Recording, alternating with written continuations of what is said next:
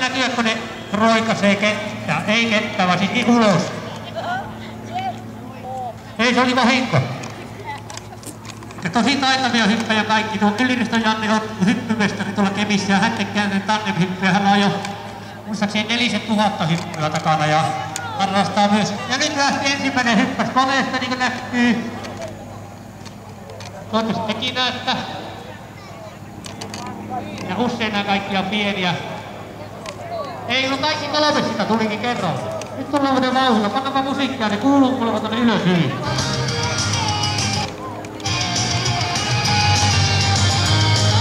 Sitten käsiä kovasti yhteen.